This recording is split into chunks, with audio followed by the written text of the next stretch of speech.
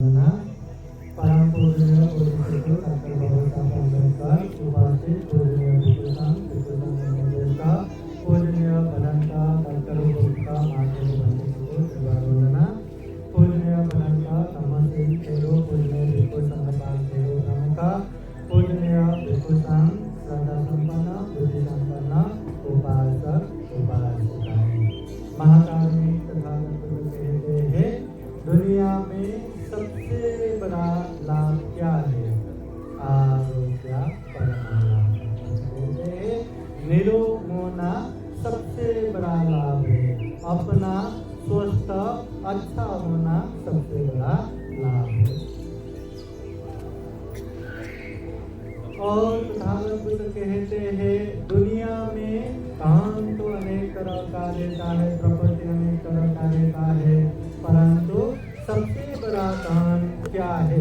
बुद्ध कहते हैं संतोषी परमं धनम। संतोष सबसे बड़ा दान है। फिर सबसे बड़ा ये ज्ञाति बंधु अपने जन कौन है? बुद्ध कहते हैं विश्वास परमान्याति। विश्वास होना ही सबसे बड़ा बंधु है। विश्वास नहीं रहा तो यकीन मानिए एक ही माँ के पेट से जन्म हुआ भाई भाई बहन बहन भी दुश्मन की तरह रहते हैं। विश्वास रहा ट्रस्ट रहा तो दुनिया के कोई भी कोने में जन्म क्यों न हुआ हो अपना चलता है। फिर तथागत बुद्ध कहते हैं दुनिया में सबसे बड़ा सुख क्या है? सुख तो अनेक तरह का है। अच्छा देखना सुख है, अच्छा सुनना सुख है, अच्छा स्वादिष्ट खाना सुख है, धन संपत्ति से परिपूर्ण होना सुख है, अनेक अपने प्रिय व्यक्ति से मिलना सुख है, अनेक अनेक सुख है। परंतु बुद्ध कहते हैं सबसे बड़ा सुख क्या है? निर्वाण परमं सुखम। निर्वाण सबसे बड़ा सुख है। निर्वाण वो अवस्था है जहाँ कोई भी तृष्णा नहीं रहता, क्लेश नहीं रहता। निर्वाण वो अवस्था है जहाँ कोई भी दुख कष्ट तकलीफ नहीं रहता। दुख मुक्त तृष्णा मुक्त निर्वाण प्राप्त करना सबसे बड़ा सुख है।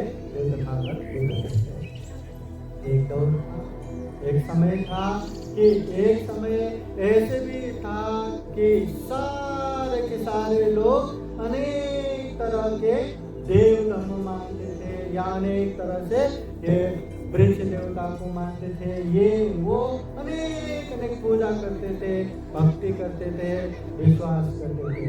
और अवस्था ऐसा हो गया एक राज्य के सारे लोग कोई बड़ा वृक्ष देखा, कोई बड़ा पेड़ देखा तो अरे ये वृक्ष में तो देवता होगा, अगर मेरी ये मनोकामना पूर्ण हो गया तो मैं ऐसा बलि दूंगा, ऐसे पूजा चढ़ाऊंगा, ऐसे वैसे सारे के सारे मानते थे। और सच में मेहनत करने के बाद काम तो हो जाता है और काम हो गया तो अनेक तरह से पशु बलि देके ये देके वो देके पूजा करते थे। तो देखते सारे के सारे मेहनत तो करते ही है पर मेहनत से भी ज्यादा ये विश्वास में चले गए। तो अभी इतना ज्यादा बलि हो रहा है, इतना ज्यादा पूजा हो रहा है तो रोके तो कैसे रोके? लोगों को जबरदस्ती भी नहीं कर सकते, जबरदस्ती रोक भी नहीं लगा सकते। अब करे तो क्या करे?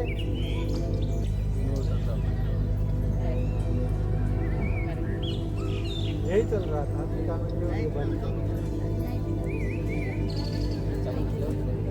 हाँ यही चल रहा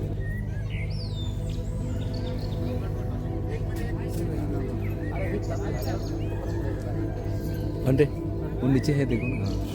अपने पास भी है अपना अच्छा है। हेलो हेलो हाँ ये भी है। हाँ सर्वांनी म्हणा साधु साधु साधु। अभी बात आता है वो देश के राजकुमार, वो भविष्य में बनने वाला राजा। तो वो देखते हैं अपने देश के सारे लोग ऐसे हाँ, अनेक वृक्ष देवता ये वो मान के बलि पूजा कर रहे, पशु पूजा कर रहे, अनेक तरह से हत्या कर रहे, हिंसा कर रहे। इसको रोका जाए तो कैसे रोका जाए? एक ही बार में बोलेंगे तो सबका अपना अपना स्वतंत्रता है, किसी को बोल भी नहीं सकते, समझाओ तो भी समझा नहीं सकते। मन में बसा हुआ वो श्रद्धा, वो विश्वास निकालना आसान नहीं है। तो क्या करेंगे? तो चलो कोई योजना करते हैं। वो भी एक बहुत बड़े पेड़ को साफ करके उसमें हमेशा पूजा करने चले गए। अब समय आते आते एक समय ऐसे आ गया कि देश के राजा मर गया और वो राजा बन गया। राजा बनते ही सारे लोगों के सामने वो कहते हैं, मैं इतनी जल्दी राजा कैसे बन गया पता है? पता नहीं। आप लोग, मैं जो पूजा कर रहा हूँ वो तो देख रहे? हाँ महाराज, हम देख रहे हैं। तो मैं जल्दी राजा बनने का ये जो सीक्रेट है यही है। मैं हमेशा वृक्ष देवता को जाके पूजा करता था और जल्दी राजा बन पाऊं ऐसे इच्छा व्यक्त करता था। हाँ, मैं राजा बन गया और राजा बनने के बाद मैंने भी भाकल किया है, मैंने भी पूजा करूंगा करके ऐसे अधिष्ठान किया है। सारे लोग कहते आप तो महाराज है, आप जैसा बोलेंगे वो सारा पूजा करेंगे, हमें क्या करना है?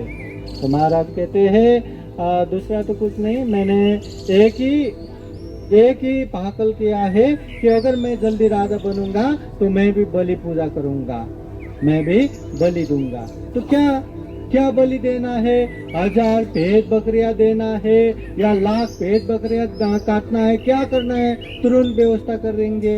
तो राजा कहते ऐसे बलि की बात नहीं किया, मैंने कहा है कि इस देश में जो निर्दोष प्राणियों की हत्या करते हैं, हिंसा करते हैं, मैं उन लोगों की बलि दूंगा, ऐसे मैंने भाकल किया है।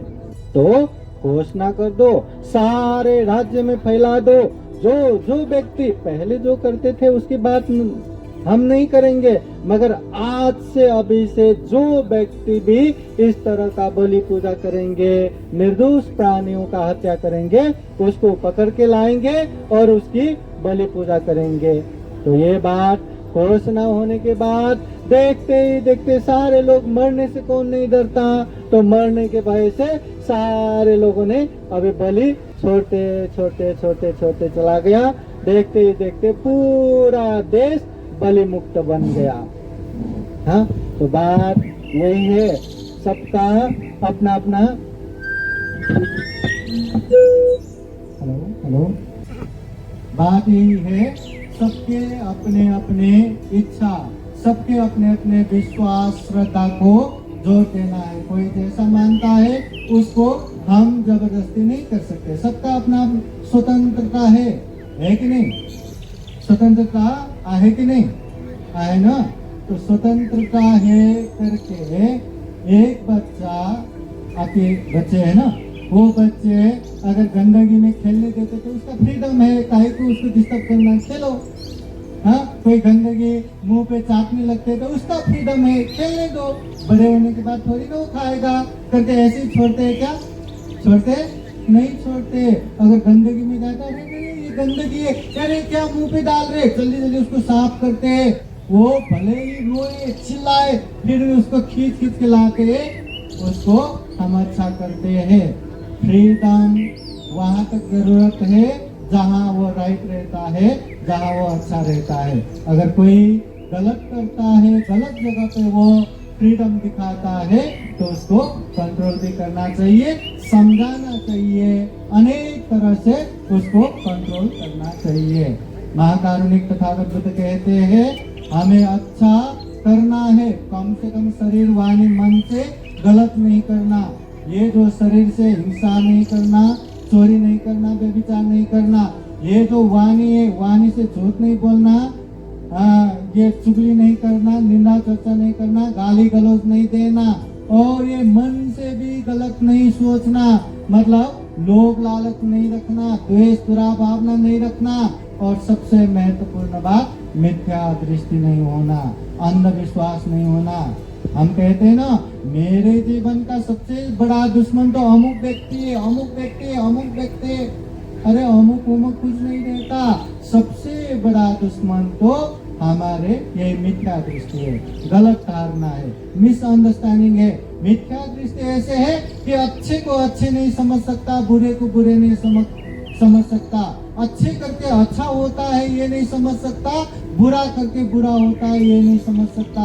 इसलिए हमारा सबसे बड़ा विलेन, सबसे बड़ा दुश्मन ये मिथ्या दृष्टि है, ये अंधविश्वास है। अच्छा देख के भी अच्छा नहीं पहचान सकता, बुरा देख के भी बुराई नहीं समझ सकता, अच्छा करके हमारा अच्छा होगा ये बात मानने को ही तैयार नहीं, और बुरा करके निश्चित रूप से हमारा बुरा होगा ये भी मानने को ही तैयार नहीं।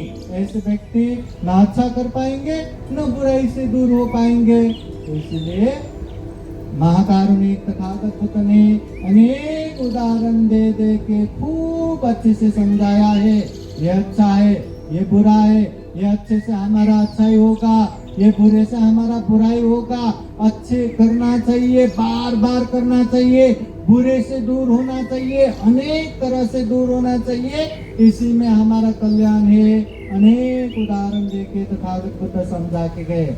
अभी समझाने के लिए तथागत बुद्ध नहीं आने वाले, इसलिए ज्यादा से ज्यादा हमें खुद को ही समझना है, और थोड़ा बहुत समझाने के लिए पूजने भिक्षु संघ आएगा, पर समझाना खुद को ही है, समझना खुद को ही है।